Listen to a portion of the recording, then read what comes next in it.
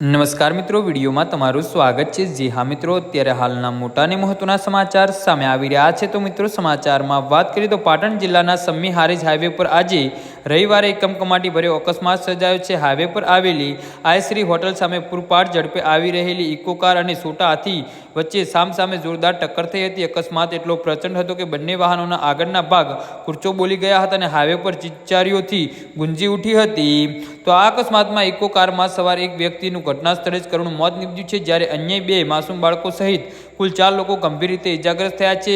અકસ્માતના દ્રશ્યો એટલા ભયાનક હતા કે વાહનમાં ફસાયેલા લોકોને બહાર કાઢવા માટે સ્થાનિકોએ ભારે જહેમત બાદ ઉઠાવી હતી અને ઘટનાની જાણ થતાં જ આસપાસના લોકો દોડી આવ્યા હતા અને રાહત કામગીરી હાથ ધરાઈ હતી। ઇજાગ્રસ્તોને તાત્કાલિક 108 એમ્બ્યુલન્સ મારફતે સમ્મી સામૂહિક આરોગ્ય કેન્દ્ર ખાતે ખસેડવામાં આવ્યા હતા। જોકે ઇજાગ્રસ્તોને પૈકી 3 લોકોની હાલત અત્યંત નાજુક જણાતા તેમને વધુ સારવાર માટે તાત્કાલિક પાટણની હોસ્પિટલમાં રેફર કરવામાં આવ્યા છે।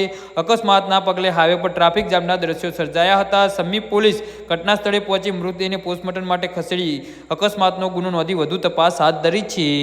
જી હા મિત્રો, તો આના વિશે તમારું શું કહેવું છે તો નીચે અમારી કમેન્ટ બોક્સમાં જરૂરથી જણાવજો અને અમારી યુટ્યુબ ચેનલને સબસ્ક્રાઇબ કરવાની ભૂલતા નહીં। ધન્યવાદ।